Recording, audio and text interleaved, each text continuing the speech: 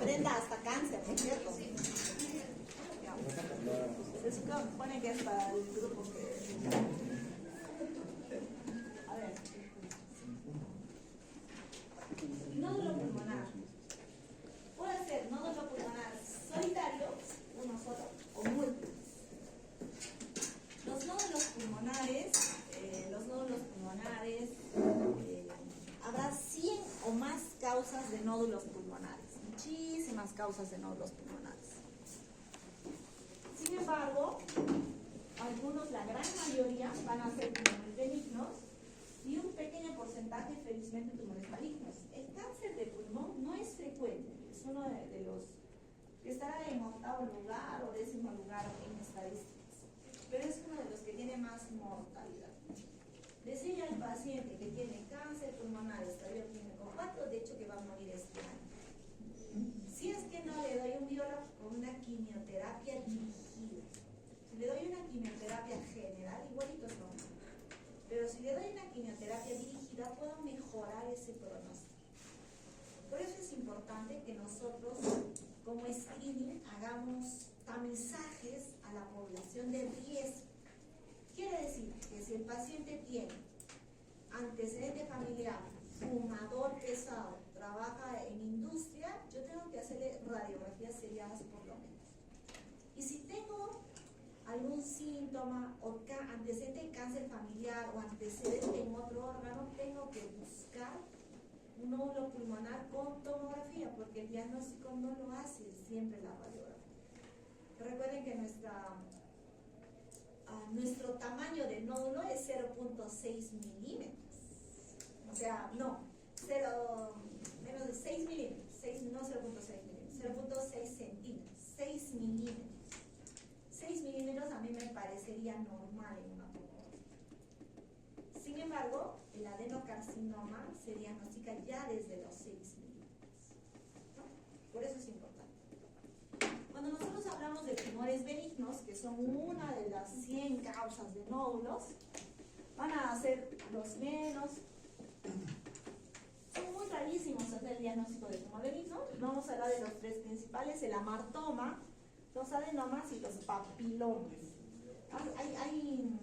Hay mucha gente que viene con disfonía y tiene un adenoma, un papiloma en orofaringe, en laringe o en tráquea, ¿no?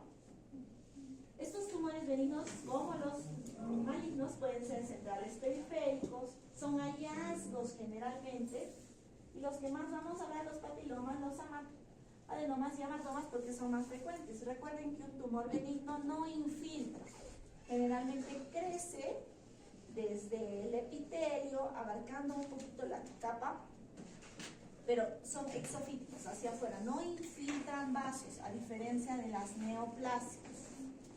Cuando nosotros hablamos de adenomas, podemos tener adenomas en el parénquima pulmonar o podemos tener adenomas endobronquiales. Estos van a ser tumores benignos. Hay un pequeño grupo de adenoma que es el carcinoide, que puede degenerar a maligno, eso sí. ¿Qué pasa si yo mi adenoma lo sobreinfecto y sangre hemoptiza? Ese mi adenoma puede tener una transformación maligna a largo plazo.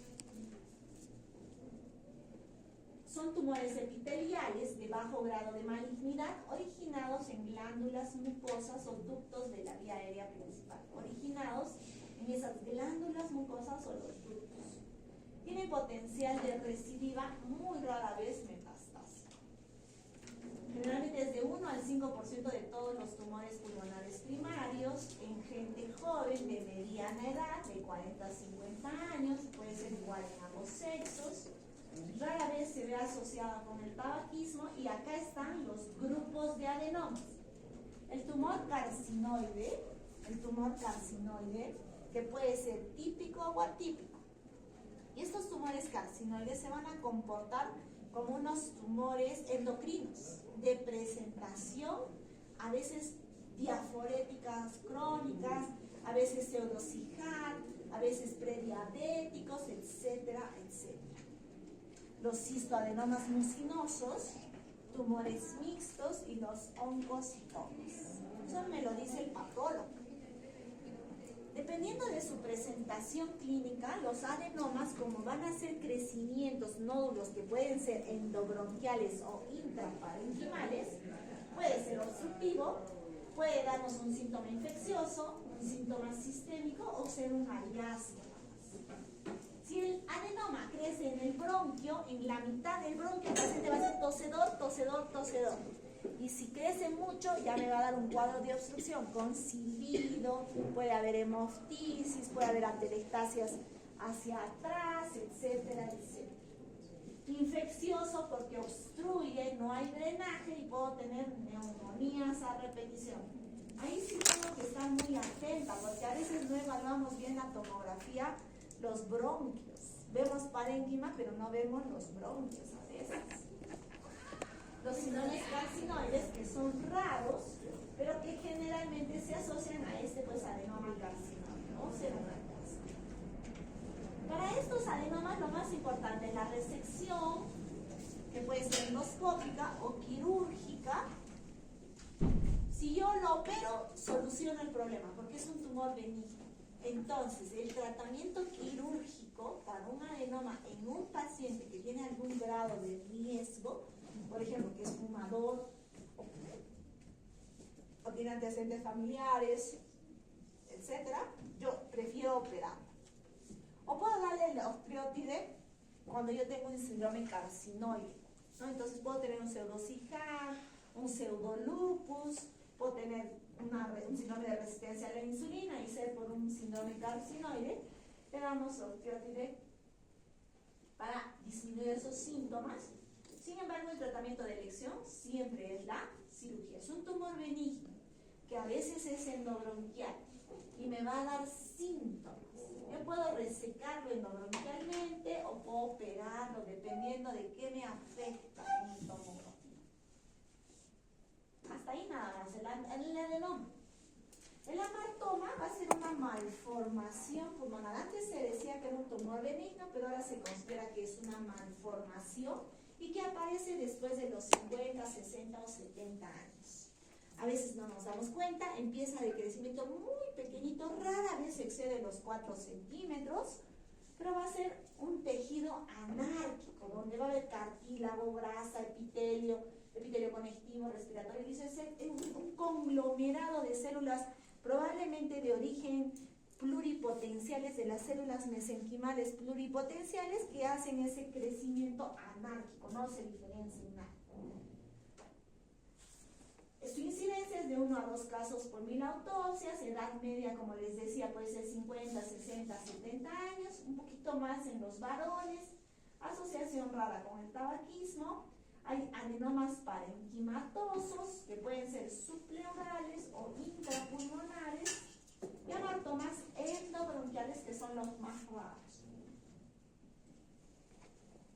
Ya no son una neoplasia benigna, son un crecimiento, como les decía, una malformación congénita. Deriva de estas células mesenquimales pluripotenciales, tiene algunas mutaciones genéticas ya bien definidas, crecimiento muy lento. Tomográficamente va a tener una calcificación en palomitas de maíz, que nos los tiene que decir el radiólogo, y si da síntomas se opera, si no, solo se vigila.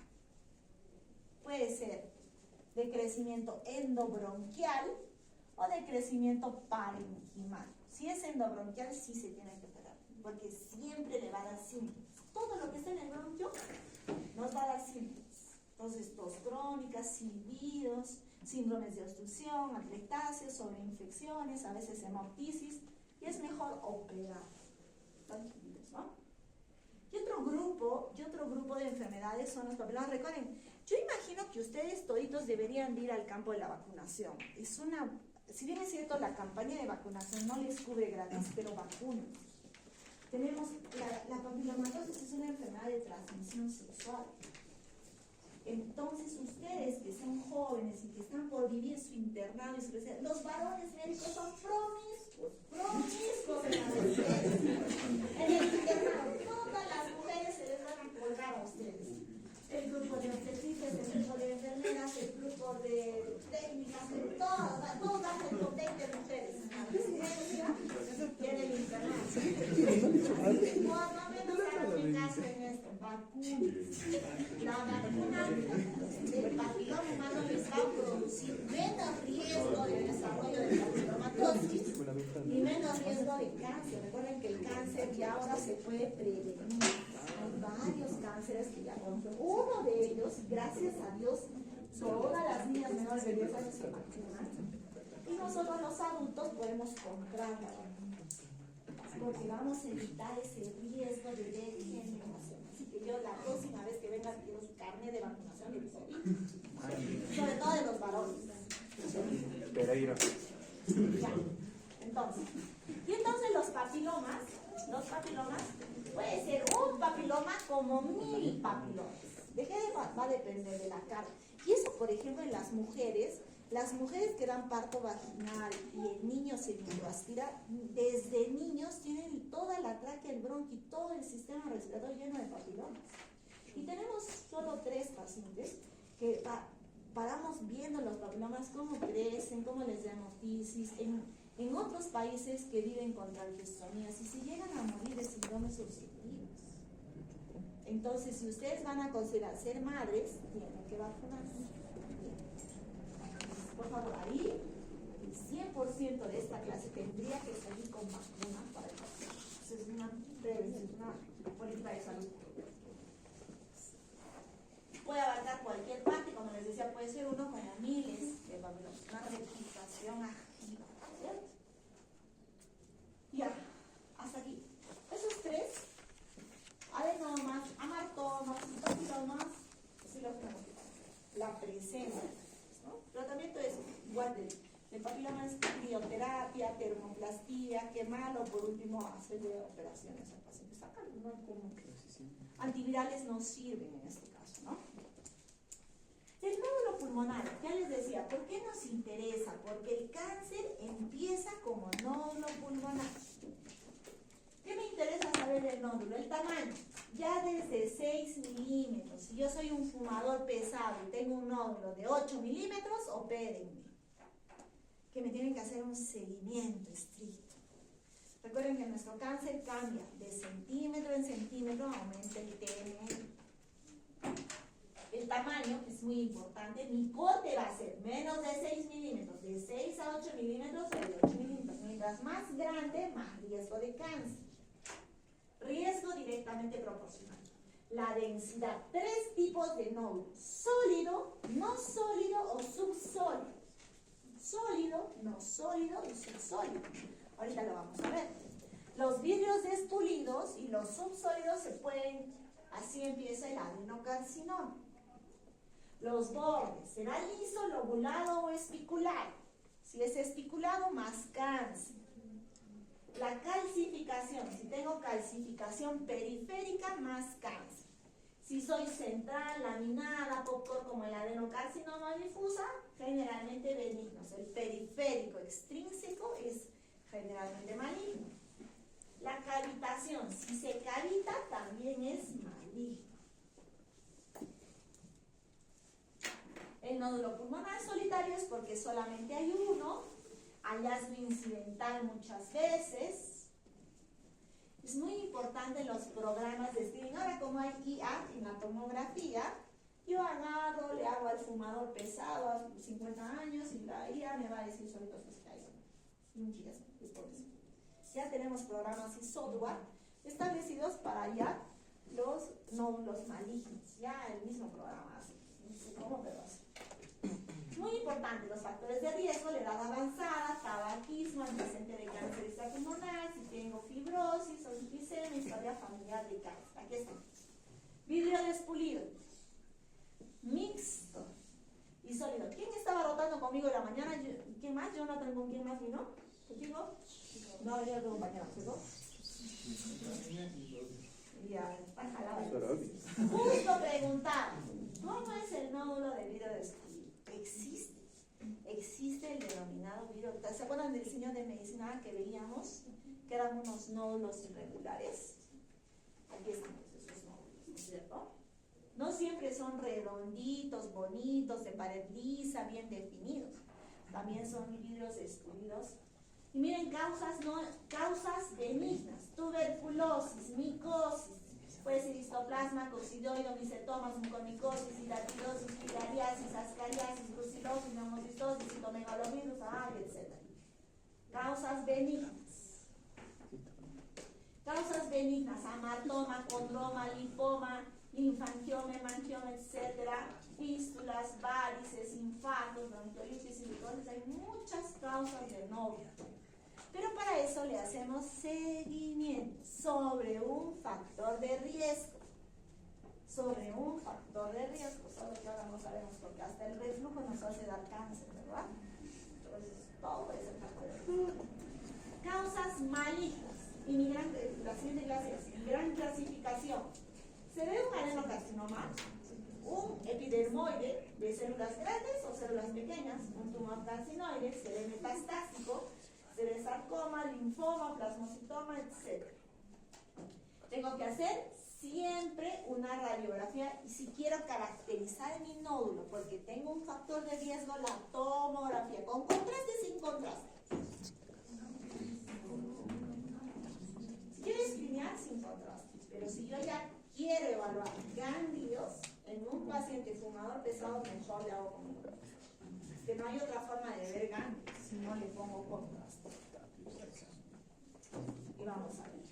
La tomografía de tórax me va a permitir ver crecimiento volumétrico. Eso me lo va a decir mi IA o mi programa de tomografía. Está creciendo. No siempre cuando duplica el tamaño, duplica el volumen. Eso es diferente. Le puedo hacer PET scan, sobre todo lo meto al PET scan y le pongo gadolínio, digamos, al paciente y veo nódulos calientes en la tomografía y yo voy a ver si es que tengo múltiples nódulos. Si no tengo nada en mi cuerpo, estoy tranquila porque tiene un valor preventivo negativo alto. Pero siempre y cuando el metabolismo del cáncer sea bajo. Sea bajo, podría ser un falso negativo, ¿no? Es muy importante. Muy importante, creo que en Lima ya todos los estudios de cáncer le hacen PET scan. Puede ser una biopsia transbronquial con EBUS, con ecografía. Puedo hacer una biopsia transtorácica o una resección. El gol estándar para diagnóstico y tratamiento es resección. Acá vamos a ver los bordes lisos o espiculados. Mientras más espiculado de tipo 3 y 4, más riesgo de cáncer. Un borde liso calcificado como un granuloma, ya no le hago seguimiento. Pero si estoy espiculado y incluso con ala de cometa o nódulos satélite, no sé si ven ahí unos chiquitos nódulos, ese paciente tiene que ir a cirugía o a biopsia. Eso es que el cirujano a veces no quiere biopsiar. La calcificación, las calcificaciones son benignas y la calcificación periférica generalmente es maligna. El crecimiento, si crece menos de 7 días o más de 400, el que crece muy rápido es infeccioso, generalmente, infeccioso. Un abscesito, una infección, una neumonía, está creciendo muy rápido, menos de 7 días duplicó y creció, una neumonía.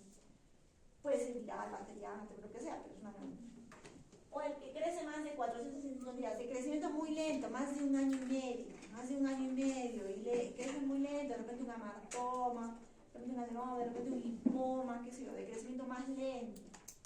Pero el que duplica volumen, sí es maligno. La densidad de inmunidades Hansfield, los de lóbulos superiores generalmente un poco más malignos. Hay que ver muy bien en la radiografía y en la tomografía ver la característica si ya está calcificado o no, porque los nódulos calcificados, como los granulomas, ya no se hacen seguimiento. Sin embargo, el que tiene borde irregular con lesión satélite tiene que ir a una biopsia sí o sí. Entonces, es importante mi probabilidad de riesgo de malignidad. ¿Quién tiene riesgo alto? El fumador. El fumador, si encuentra un nódulo en un paciente fumador, opérenlo, porque ese paciente cambia su pronóstico. Ahora, mi guía me dice, si es 6 milímetros, le hago tomografía a los 3 o 6 meses, y luego cada 3 meses, durante 2 años, sí puedo hacerlos, pero tengo que garantizar que cada 3 meses venga el paciente, para que yo me dé cuenta que milimétricamente está creciendo. Si el paciente se va a perder, si ya no va a venir, o ya tiene más riesgo y el nódulo ya es más de 8 milímetros, operen. Mayor de 60 años, antecedente de cáncer, bordes espiculados, en lóbulos superiores, hay que operar. ¿De qué está mi seguimiento del nódulo? Cuando es sólido. Si es menos de 6 milímetros, tiene bajo riesgo, puedo no hacerle muy chiquitito, mala rutina. No tengo factor de riesgo, Si tengo riesgo alto como ser fumador, una tomografía a los 12 meses porque soy pequeñito, menos 6 milímetros. Si estoy de 6, a ver, miren la diferencia entre 6 a 8 milímetros, a veces la guía no nos dice o nosotros no cogimos bien la regla y no lo medimos bien. Acá es muy semejante a este, ¿no? De 6 a 8 milímetros, sin factor de riesgo, tomografía. 6 meses, 12 meses, 18 meses y 24 meses considerado. Cada 6 meses por 2 años. Tengo bajo riesgo. Si tengo alto riesgo, 6 meses, 12 meses y sí o sí 18 meses y 24 meses para ver si crece el tamaño y crece el volumen. Yo ya les dije que el tamaño no está directamente relacionado a veces. Si duplica tamaño no es lo mismo que duplica volumen, entonces es diferente. Si yo tengo más de 8 milímetros, menos de 1 centímetro, ojo, chiquito que a veces ni nos fijamos en la tomografía. Y yo me recuerdo que tenemos una paciente, no sé si el grupo anterior se vio, pero la señora es una señora panadera que trabaja en Salle y tiene panadería. En el 2021 ya tenía un nódulo. Y ahora, el 2026, ya tiene estadio clínico 4. O sea, realmente ha sido nuestra culpa que la hemos visto y no le hemos planteado esa biopsia que tenía que hacer.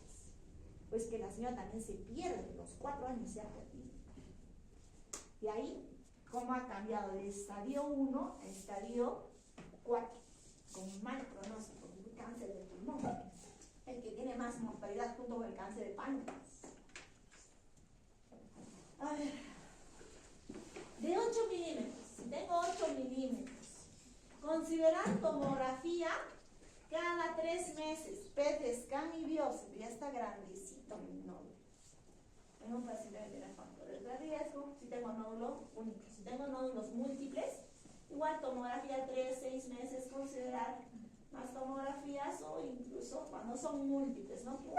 Pueden ser metastásicos, pueden ser infecciosos, etc. Pero si soy simple, incluso le tengo que hacer PET scan y biopsia y tomografías. El subsólido, el que es puro vidrio despulido, o el parte sólido, los que son múltiples, también van a diferenciarse de tamaño.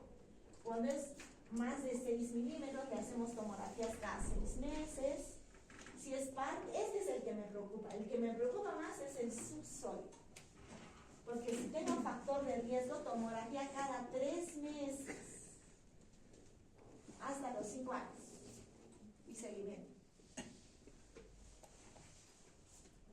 Puedo tener nódulos cisurales generalmente benignos, salvo tenga riesgo de malignidad, nódulo especulado, fumador pesado, etc. Miren cómo podría, a mí me parece que es una neumonía viral, ¿sí o no? Si empieza, pues así empieza. Nódulo sólido, este es más vidrio descubrido y por acá de repente un subsólido, este es más vidrio descubrido, ¿no? Igual allí, acá es mixto. Miren este nódulo, no solamente el nódulo es la parte sólida, sino también es la parte de vidrio descubrido que se tiene que medir. Como les decía, a veces el tamaño del volumen me lo va a medir mi tomografía. Hay un kit que se le hace a la tomografía y se puede delimitar el volumen total para ver el tiempo de duplicación del nódulo. Porque si se duplicó es mejor operar. El tratamiento del nódulo y el seguimiento va a depender de la causa, la conducta terapéutica, pero ante la sospecha de malignidad no retrasa la biopsia. ¿Cómo haríamos la biopsia de 8 milímetros? Es difícil, no, mejor lo operamos. Y hacemos esa pequeña segmentectomía y obvio que es terapéutico y diagnóstico también. Por eso hay citopatólogos en sala de operaciones. Yo cojo mi nódulo, lo mando al patólogo, en 15 minutos me da la respuesta. ¿Es maligno, benigno, 100% benigno, no? O me dice, no tengo muestras, saca más. Y así operan otros países. No como nosotros, no sé cómo. La toracotomía para resección de un nódulo maligno conlleva un riesgo alto de mortalidad, riesgo de 0.3%, ¿no? Casi nada. Toracoscopía es como la videotoracoscopía, como la cirugía laparoscópica, pues no, ya no le hacen cortes, sino con trocas, ¿no? No hay diferencia de supervivencia si yo le hago una VATS con una cirugía abierta. La toracotomía es abrir. La toracoscopía es por troca, es solamente videotoracoscopía endoscópica, ¿no es cierto? No hay diferencias en el riesgo. En nódulos, ¿qué tenemos que saber para el examen? Eso no. Este cuadrito, yo sí lo tienen que saber. A ver, del seguimiento, necesito que sepan cómo hacer el seguimiento en estos nódulos estos de 6, ¿no? De 6 a 8, pero no aprendérselo así de memoria. Tener el concepto claro que si yo tengo factor de riesgo y soy un nódulo pequeño, puede ser cada 6 meses. Si ya soy un nódulo más de 8 milímetros, cada 3 meses. ¿Sí? Esto sí tienen que saber. Y el primer cuadrito, o sea, todo el resumen está acá. Causas benignas, este es el que tenemos, el cuadrito.